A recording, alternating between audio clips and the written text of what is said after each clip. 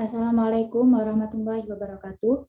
Kami dari kelompok 4 akan mempresentasikan mengenai bisnis plan kelompok kami, yaitu Seblak Judes. Next.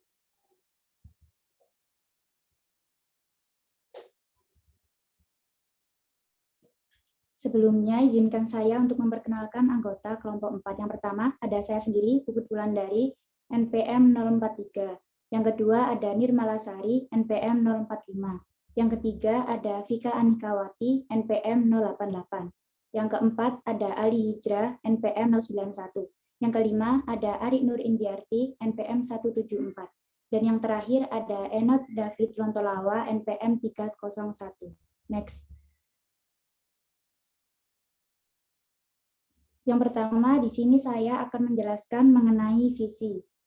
Jadi, visi dari bisnis plan kelompok kami yaitu menciptakan produk makanan yang sederhana dan berkualitas, serta banyak diminati atau disukai masyarakat, dengan mengedepankan aneka macam pilihan topping. Yang kedua, yaitu misi. Yang pertama, menjaga kualitas produk. Yang kedua, menciptakan produk makanan yang sederhana dan berkualitas. Yang ketiga, menjaga kualitas produk dan menyediakan layanan bagi konsumen. Selanjutnya, yaitu tujuan dan manfaat. Yang pertama, menjadikan mahasiswa lebih kreatif dan inovatif tentang berwirausaha. Yang kedua, untuk menambah pengalaman dan pengetahuan tentang berwirausaha. Yang ketiga, untuk membantu berpikir kritis dan objektif atas bidang usaha yang dijalankan. Yang terakhir, yaitu melatih mahasiswa agar dapat berwirausaha dengan baik. Selanjutnya, yaitu konsep usaha. Yang pertama, Seblak Judes merupakan suatu produk seblak yang unik dari kebanyakan produk seblak lainnya. Yang kedua, Seblak Judes juga memudahkan pelanggan memesan makanan seblak ini. Memesannya dari rumah, karena kami menjual makanan Seblak Judes ini secara online, dan kami memastikan produk kami dikemas dengan baik. Selain itu, harga seblak pada Seblak Judes ini sangat terjangkau. Penjelasan selanjutnya akan dijelaskan oleh teman saya Nirmala Sari.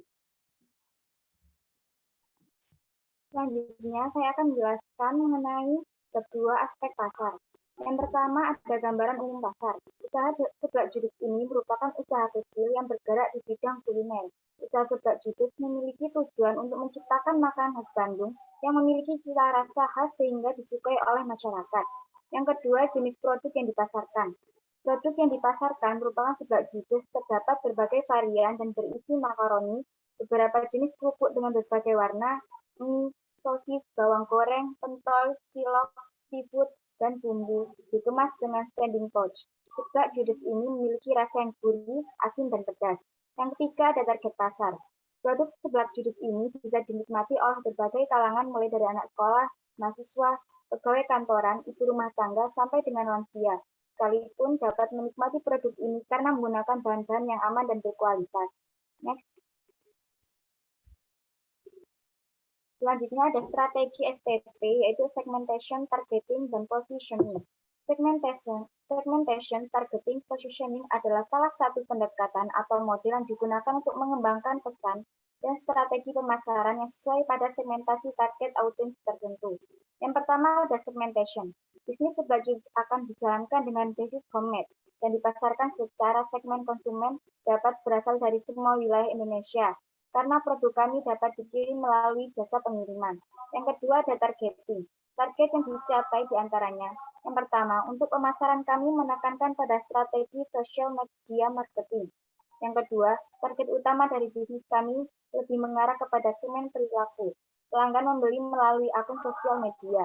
Yang ketiga, adanya kemudahan akses online memudahkan para calon pembeli untuk mengakses layanan kami. Yang terakhir ada positioning, terdapat 3 aspek, yaitu produk, list, dan price. Selanjutnya akan dijelaskan oleh teman saya, Vika.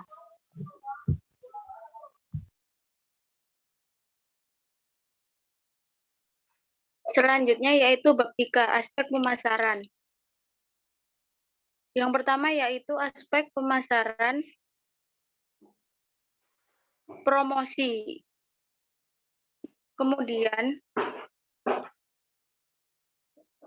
pengembangan produk, langkah-langkah Dan selanjutnya langkah-langkah promosi. Dengan promosi dilakukan dengan membuat iklan di sosial media, Instagram, WhatsApp, dan lain. Dan untuk pengembangan produk dikembangkan dengan cara menginovasi topping dan penyajian. Kemudian langkah-langkah promosi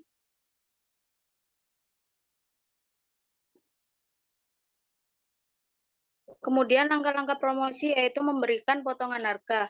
Yang kedua yaitu analisis SWOT yang berpusat kepada 1 kekuatan, 2 kelemahan, dan 3 peluang. Kekuatan yang dimaksud yaitu rasa yang lezat, harga yang terjangkau. Untuk kelemahannya yaitu produk hanya satu jenis dan masa expired singkat. Kemudian peluang yaitu menyesuaikan selera konsumen. Yang terakhir yaitu ancaman, banyaknya pesaing. Yang ketiga yaitu analisis P4, yaitu produk. Untuk menarik minat pelanggan, produk sebelah ini dikemas dan disajikan menarik, praktis, dan siap dimakan. Yang kedua yaitu harga jual. Harga jual produk disesuaikan dengan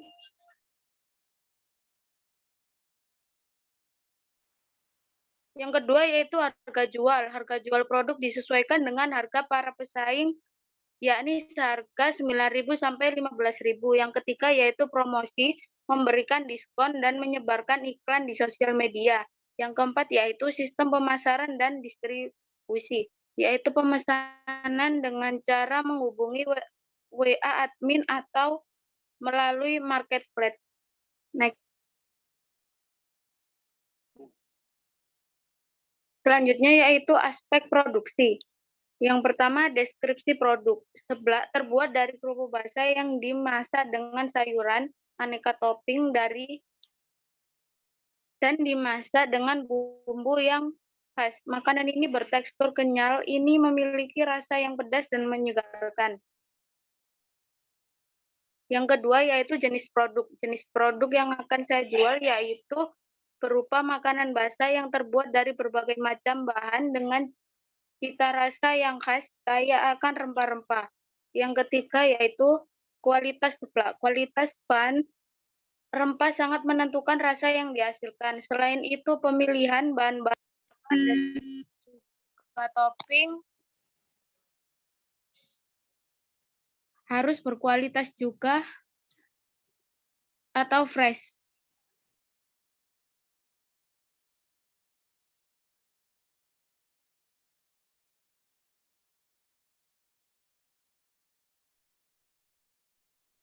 Yang keempat, komposisi dari seblak adalah yang pertama bawang putih, bawang lada, garam, dan penyedap secukupnya, telur, dan yang terakhir yang di sebelah berbagai macam bakso, kerupuk, sosis, pentol, aneka sosis, seafood. Yang kelima, tempel label merek pada kemasan plastik. Yang kedua, masukkan selita gel. Yang ketiga, lalu kemasan dan masukkan bumbu, bubuk, minyak, bumbu, cabai, dan topping. Bakso goreng dan sosis ke dalam buatan produk. Yang pertama, rendam kerupuk pada air panas hingga mengembang, lalu tiriskan dan beri sedikit minyak goreng agar tidak saling lengket. Yang kedua, haluskan cabai, bawang merah, bawang halus. Yang ketiga, tumis bumbu hingga aromanya tercium wangi. Yang keempat, masukkan telur lalu orak-arik. Yang kelima, tambahkan irisan daun bawang dan aduk rata. Yang kelima, masukkan kerupuk dan aduk rata. Yang keenam, beri sedikit air, 3 gelas kecil, lalu tambahkan garam dan penyedap rasa. Yang keenam, tuangkan seblak yang telah jadi pada piring saji. Yang ketujuh, Anda bisa menambahkan taburan bawang goreng di atasnya. Next. Bab ke-6 adalah aspek keuangan. Kebutuhan modal awal untuk memulai usaha. Kebutuhan modal awal untuk memulai usaha seperti ini adalah sebesar Rp800.000. Dana tersebut digunakan untuk kebutuhan pengeluaran awal produksi. Yang pertama ada investasi. Investasi tersebut ada kompor gas senilai Rp150.000, tabung gas 3 kilo sebesar Rp120.000, blender sebesar Rp150.000, baskom atau mangkuk sebesar Rp15.000, panci sebesar Rp25.000, pisau sebesar Rp10.000, dan sendok sebesar Rp5.000. Semuanya ditambahkan hasilnya Rp475.000. Next. Biaya operasional. Ada listrik dan air sebesar Rp50.000, gas sebesar Rp20.000, ditambahkan hasilnya Rp70.000. Yang ketiga ada HPP atau harga pokok produksi. Rumus HPP sendiri yaitu biaya produksi ditambah biaya operasional dibagi jumlah produksi. Lalu hasilnya Rp225.000 dibagi 25, hasilnya Rp9.000. Next. Selanjutnya adalah bahan baku untuk produksi, terdiri dari yang pertama bumbu basah, yaitu kencur, bawang merah, cabai besar, dan cabai rawit seharga Rp15.000. Bumbu kering meliputi penyedap rasa, lada putih, garam, gula sebesar Rp15.000.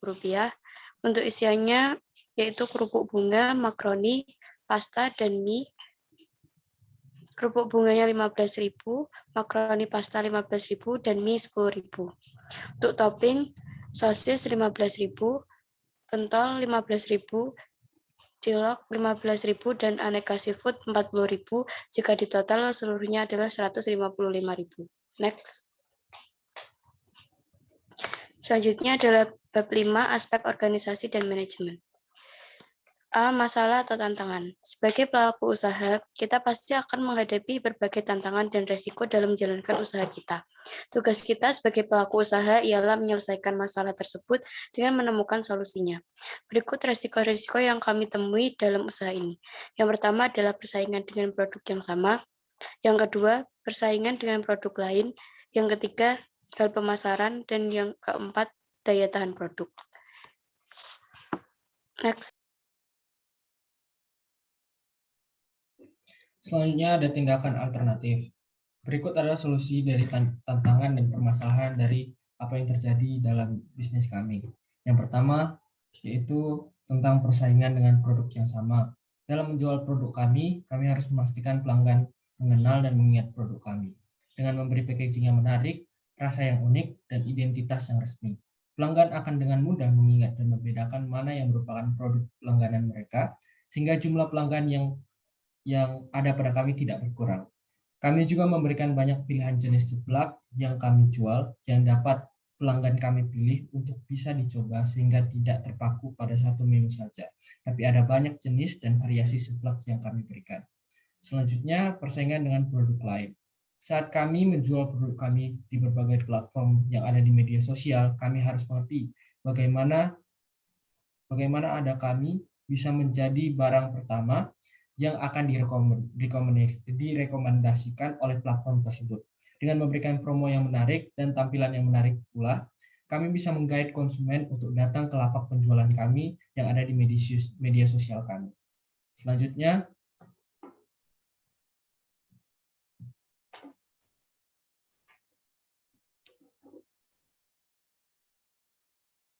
ada bab 6, kesimpulan. Setelah melihat, meneliti, dan mengkaji aspek-aspek yang ada di dalam bisnis ini, kami menyimpulkan bahwa dalam menjalankan suatu bisnis diperlukan kesiapan dalam menghadapi berbagai tantangan dan rintangan yang lumrah, bahkan tidak terprediksi terjadi ke depannya. Kita harus memiliki target yang jelas, seperti apa yang akan kita tuju, siapa konsumen utama kita, dan dalam menjalaninya kita harus memiliki strategi, sehingga mampu bersaing dengan produk-produk pesaing. Kami harus tahu bahwa kami juga memiliki kekurangan dan kelebihan produk kami dengan produk-produk lain. Diperlukan strategi yang tepat untuk pemasarannya dan terus melakukan inovasi terhadap produk secara kreatif dan trendy. Selanjutnya kembali ke moderator.